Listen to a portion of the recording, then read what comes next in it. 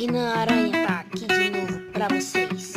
E galera, eu só fiz esse vídeo porque, galera, vocês podem deixar aí na descrição, aí no comentário, qual é o aplicativo de fazer intro de Minecraft. Bom galera, aqui estou de volta, Renan Aranha. Eu vou fazer um tutorial de como fazer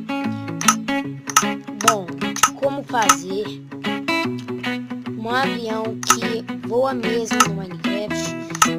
Vamos indo. Avançado, plano, criar mundo. Bom galera, vou fazer isso tudo rápido. É sério, vou fazer tudo rápido mesmo. Voando. Bora aqui.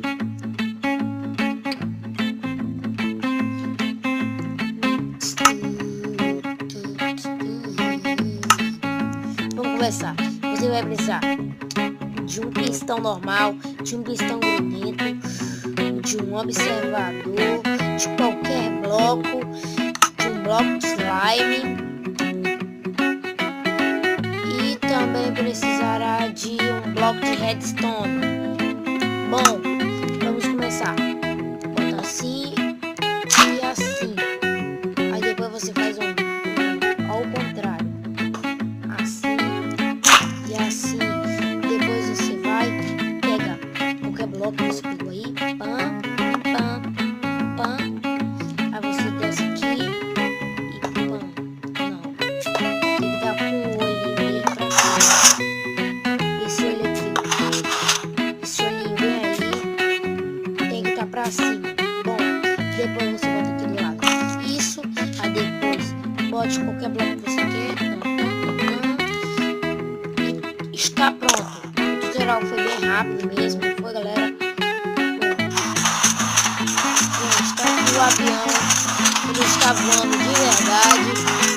Bom galera, deixa seu like, deixe seu comentário, que é muito importante. Deixe seu like, deixe seu comentário. Se inscrevam no canal Telequim Joga. Vou deixar aqui na descrição do vídeo. E se inscrevam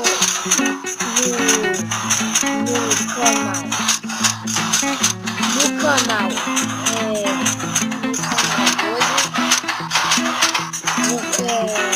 do Theo. Não sei, ele tava sem ideia, bem sem ideia de algum nome, né galera? Mas vamos com Deus, tá? Bom galera, então deixe seu comentário, deixe seu like, que é muito importante mesmo. Falou galera, até mais.